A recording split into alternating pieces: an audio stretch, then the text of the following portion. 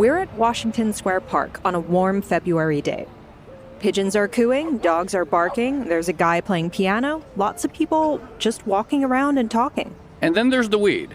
Everywhere you look, there are small fold-up tables that have been set up, which people are using to sell cannabis. There are packets of edibles, flour, pre-roll, all being sold out in the open. And people are smoking out in the open, too. There's a couple of NYU students that just bought and are smoking on a bench right now. Yeah, we're students at NYU. Yeah. Oh, yeah. Yeah, so we're seniors, so we have jobs lined up in finance, actually, after graduation. Oh, really? Yeah. So when you first started at NYU, was pot decriminalized yet? It would have been. Not It was really. decrim. But people weren't, they weren't selling at tables like they are now. No, it wasn't open, but, here, you could always get it if you wanted.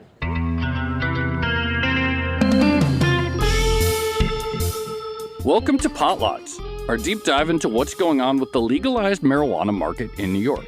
We'll spend 3 episodes exploring what the birth of this market looks like, how the business is setting up, and finally how New York is trying to address the social inequities of the past. It's been a little over 3 years since recreational cannabis was decriminalized in the state. Lawmakers legalized the drug for adults 21 and older and expunged the records of thousands of people with pot-related convictions. But there is still some tension between the illicit market for weed and the new legal one. New York passed a first-of-its-kind law in March 2021 to allow people with previous convictions for cannabis-related offenses to get a foothold in the new legal industry, one where there will be licensed shops selling weed. And what New York is trying to do is different to places like California and many other states that have already legalized recreational pot. The idea is not just to go some way towards addressing past social inequities, but also to make sure that New York's legal weed landscape develops more organically with lots of small-scale growers and retailers rather than a few big dominant companies. It's a big change for a city that was heavily impacted by things like the war on drugs and stop and frisk. But there's still a big question mark about how this new market for legal weed will work exactly. Here in Washington Square Park, you could see the issue pretty clearly. Weed is supposed to be sold by licensed shops. You have to go to the state to apply to open one, but so far, there's not much appetite to crack down on unlicensed sellers.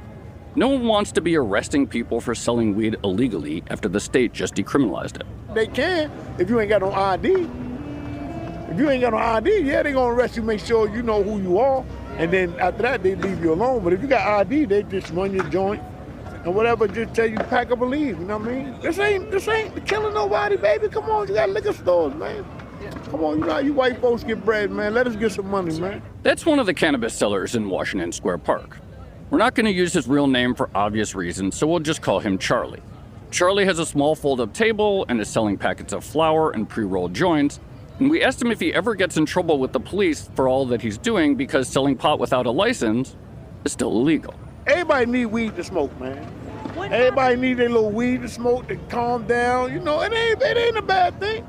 All of this has left New York in a weird gray area. People are excited about a business that they think might be worth billions, but there's still a lot of uncertainty over how exactly this will all work and how much this new market will actually be worth. In this special Odd Lot series, we're going to be taking a closer look at the birth of a new industry. And if you walk around this city, you're going to see and smell and possibly even participate in the results of this new legalization. Yeah, that's kind of what happened to Charlie. He says he came back to New York after being in Atlanta for a few years. He saw what was going on in places like Washington Square Park, and he jumped right in. So I was smoking a blunt, and I was walking through here, and I haven't been here in a while, and I've seen everybody in this park. Everybody in this motherfucker, I'm smelling weed. I see police walking around. I see motherfuckers at the table holding up bags of weed. I'm like, hold the fuck up. I'm like, yo, this shit legal? He's like, yeah. I'm like, this is real weed? Hell yeah, it's real weed, OT. I said, man, don't play with me, man. I'm dead sitting my back against the wall. He said, oh, I said, what, I gotta get a license? He said, man, go get a table, man. Get you some weed and put it out here, man. Took my ass to the Bronx, went to the bodega store, got me some cash. Went to see the first weed motherfucker that I ran. I was going to the Bronx. I just happened to run into a Spanish dude that had weed on him. I swear to God. I'm like, hey, yo, I want to buy something. So I bought like $250 worth of weed. Brought me some baggies. Came here, put it in the park, and I ain't looked back since. Basically, I'm winning. And I don't know how long this is going to last. So that's why I have to take advantage. So that's why it's all about just getting what I got to get right now and just that, because I'm an old fart. For Charlie, this is a big win. Charlie's Black. He's part of a community disproportionately affected by policies like stop and frisk. He spent time in jail and had a hard time finding a job afterwards. He lived in shelters, but now he says he can make between $450 and $700 a day just by selling weed on the street. We asked Charlie if he'd ever consider setting up a licensed shop. I ain't got time for all that shit, man, all that red tape, paperwork and all that, man. I put these up here, got my little stand, you know what I mean, buy my little, joints, wholesale, put it out here, get my pre-rolls. But y'all see my joint? I put a stand here, I make my money, and I'm good. It's great news for him, but maybe not so much for anyone who's trying to sell cannabis legally or for municipal governments who are hoping to raise money by taxing legal weed sales. By the way, we asked the New York Police Department why they aren't arresting the weed sellers in Washington Square Park, and they say that the penal law, as it's currently written, does not provide a penalty for an unlicensed establishment that displays cannabis for sale. So the police are kind of hamstrung. They can bring what's known as nuisance abatement proceedings against some sellers, but it's not really an effective tool given that those types of proceedings can take weeks or months to play out. So for guys like Charlie, who no longer have to worry about getting arrested for selling pot, they're just filling a hole in a market. Because despite starting its licensing program several months ago, New York has approved just 165 retail dispensaries, and those are provisional approvals. The vast majority of those shops aren't up and running yet.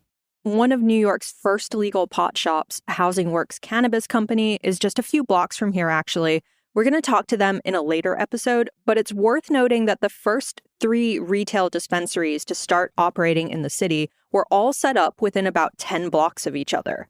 They're all clustered around Washington Square Park and NYU in Manhattan. So people in the area have a few options.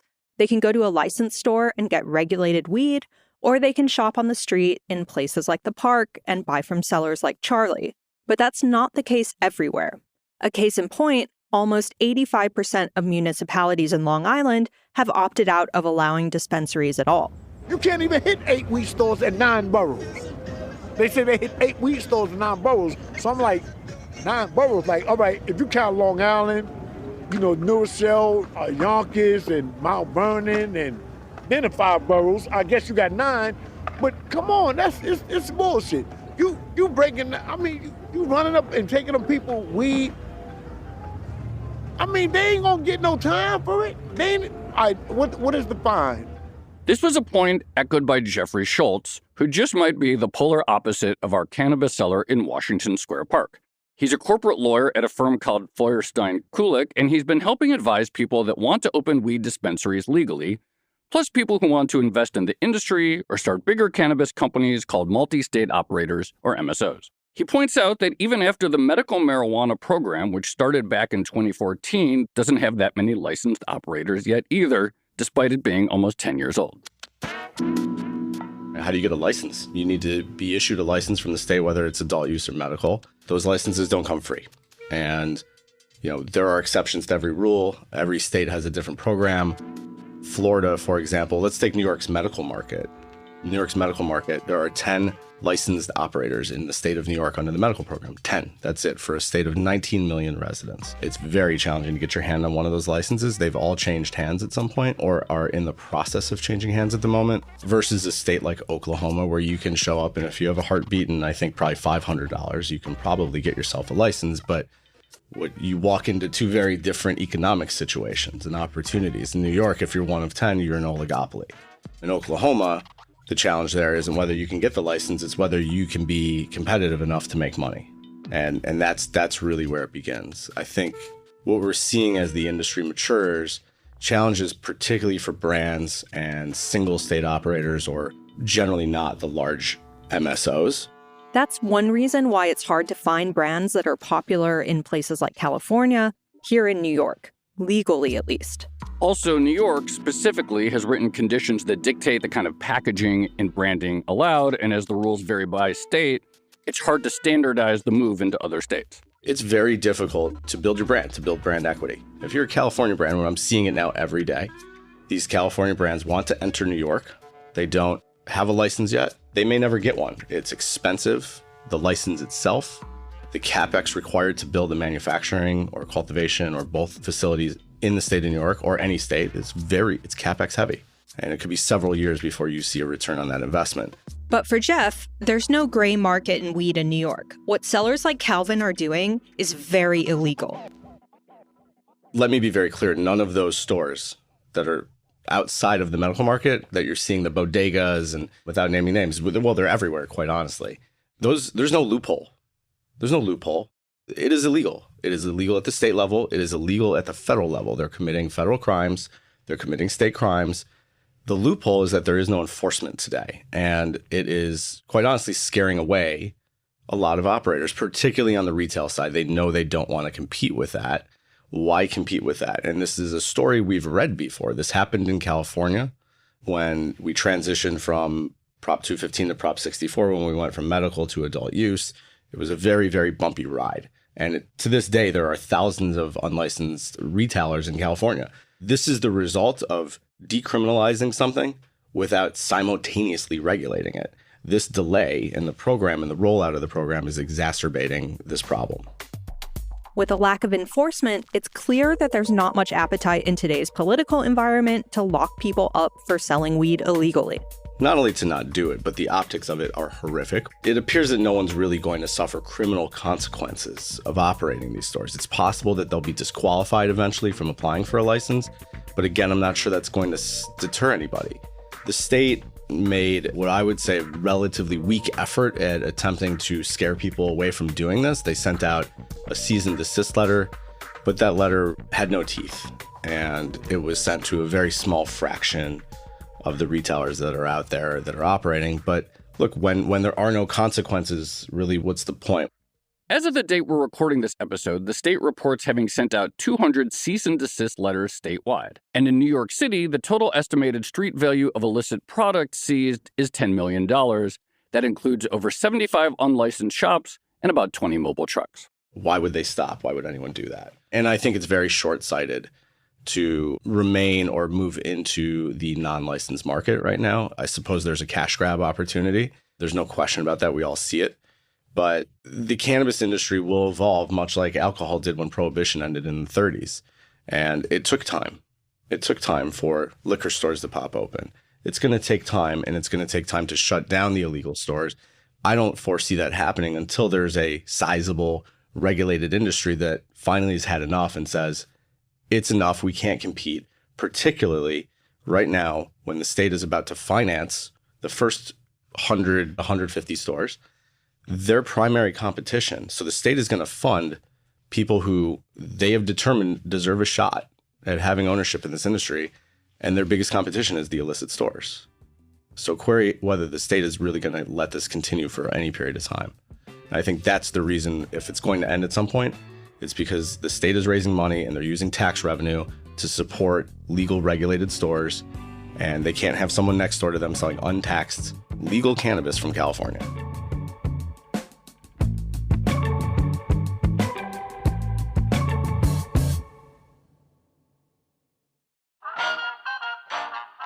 This analogy to the end of Prohibition, an era in which the United States banned the import, movement, and sale of alcohol, is one that comes up time and time again in our conversations about the legal pot industry. And you can kind of see why.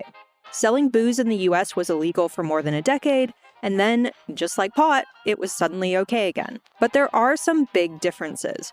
For a start, Prohibition was ended at a federal level, although lots of counties and municipalities still decided to stay dry.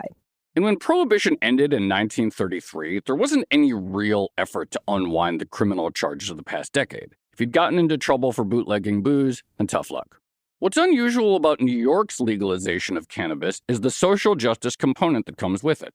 New York is reserving licenses to open retail dispensaries for people who've been convicted of cannabis-related offenses or have been impacted by aggressive cannabis-related policies like stop and frisk over the years. And for people like Jeff Schultz, the existence of the gray market in weed, all those sellers in Washington Square Park, is a pretty big roadblock to creating a thriving legal industry that would fulfill those social equity goals.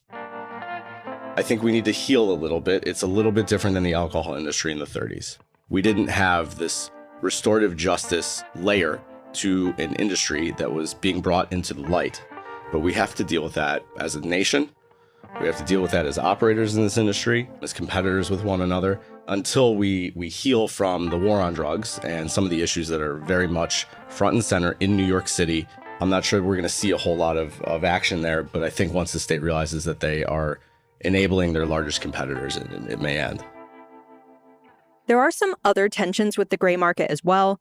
The weed that you're getting from a licensed shop in New York is regulated, but that doesn't necessarily mean that it's better quality. So even if you can get the capital you need to start a retail dispensary, and even if you manage to get a license from the state of New York, you're still going to be restricted in what you can sell. I mean, the same way a ton of produce is grown in California and not necessarily in New York. It's similar. The climate there is, in certain parts, is more conducive. That's Jason Wild, executive chairman at TerraSend, a multi-state operator, or MSO, that cultivates and processes weed in places like Pennsylvania, New Jersey, Michigan, and California. He tells us that growing cannabis might not be as easy in New York as it is, say, on the West Coast. What's more, the illegal sellers, the guys on the street, they have a long history of securing product and a lot of experience with growing it. Like in California, you can get multiple cycles of outdoor product. In New York, depending on how far upstate you are, you're only going to be able to get one cycle. And just on top of that, there's just, back to, talking about experience, there's just so much less experience in New York. You can't dial in the quality of your cannabis right away in those first two harvests. It actually takes years and years. New York has been a huge market, a cultural center in terms of delivery guys coming and bringing you stuff in your apartment or whatever over the years, more around New York City.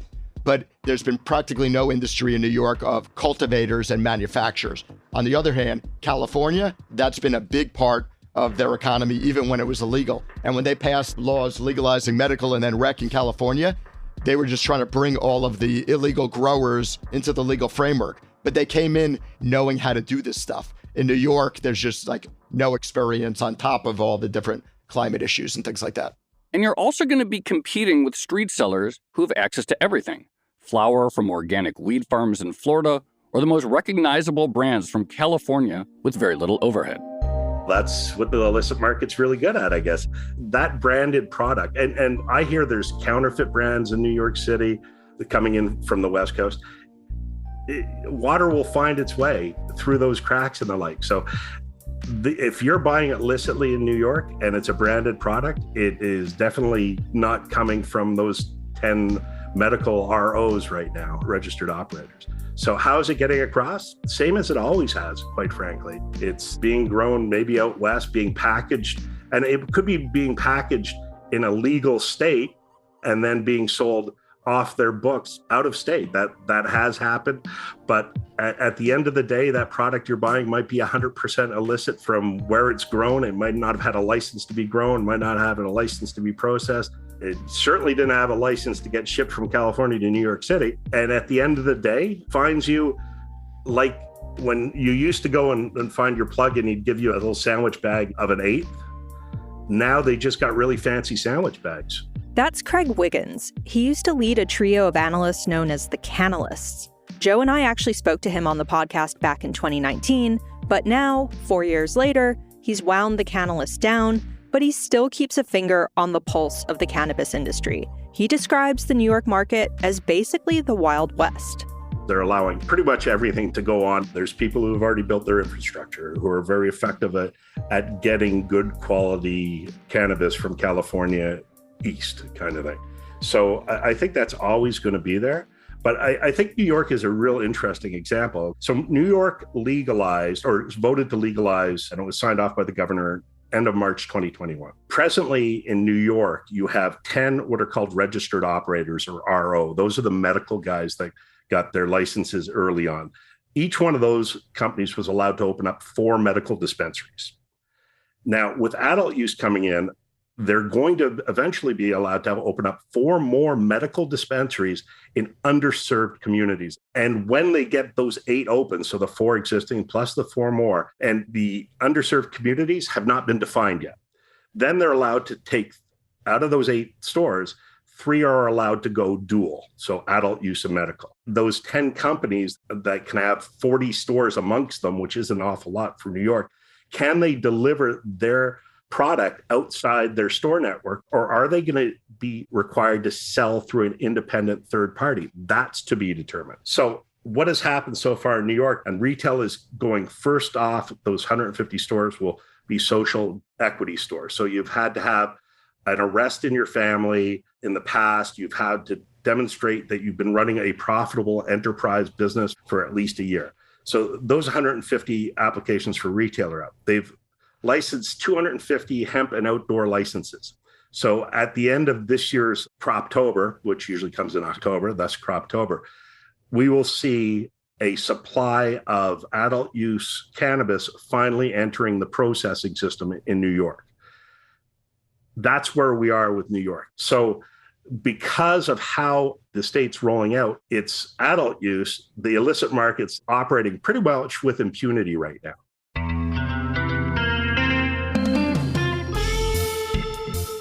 That leaves the future of the New York weed market in doubt. Yes, historically, New York has been a big weed-consuming city, but that doesn't necessarily mean it will suddenly become a profitable legal mass market. On the next episode of Potlots, we are going to explore the business of big cannabis. Who are the investors getting in on the space and the cannabis companies setting up? What are the challenges they face, and can this industry live up to the hype? The highs and lows for big cannabis next. Join us then for more Potlots. I'm Joe Weisenthal. You can follow me on Twitter @TheStalwart. And I'm Tracy Alloway. You can follow me on Twitter @TracyAlloway. Our producer is Carmen Rodriguez. Follow her on Twitter @CarmenArmin. Dashiell Bennett is our associate producer. He is at Dashbot. Our sound engineer is Blake Maples. Sage Bauman is our head of podcasts. Special thanks to Moses Adnam. And for more Bloomberg coverage of the legal marijuana industry, you should check out The Dose, Tiffany Carey's weekly newsletter about the business of cannabis and psychedelics. Subscribe at Bloomberg.com. Thanks for listening.